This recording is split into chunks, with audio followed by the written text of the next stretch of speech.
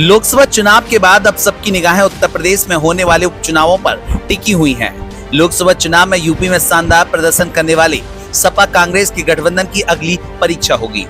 लोकसभा चुनाव में बीजेपी ने उत्तर प्रदेश की 80 में से 33 सीटें जीती हैं, तो कांग्रेस और सपा गठबंधन ने 43 सीटें अपने नाम की हैं। वहीं लोकसभा के ताजा रिजल्ट से उत्साहित कांग्रेस और समाजवादी पार्टी दोनों की नजर अभी से विधानसभा उपचुनाव पर है।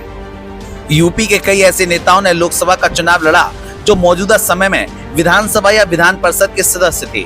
अब लोकसभा की सदस्यता मिलने के बाद ये लोग उत्तर प्रदेश की विधानसभा और विधान परिषद की सदस्यता के साथ मंत्री पद से भी इस्तीफा देने का सिलसिला शुरू हो गया है, जिसके बाद इन सीटों पर अब उपचुनाव होना लगभग तय है।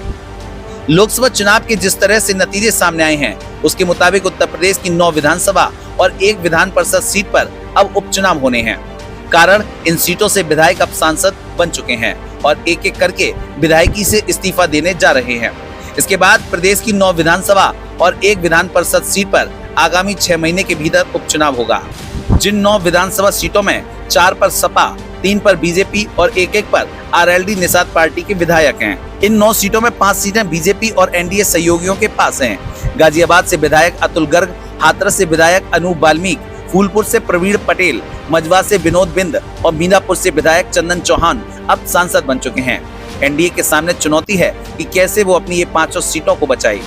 बात यदि वर्तमान की करें तो यूपी में कांग्रेस के 2 विधायक 6 लोकसभा सदस्य हैं। इसलिए कांग्रेस चाहेगी कि गठबंधन का संदेश 2027 में होने वाले आगामी विधानसभा चुनाव तक बनाकर रखें। उपचुनाव से गठबंधन के सहयोगियों के बीच भी तालमेल की परीक्षा होगी।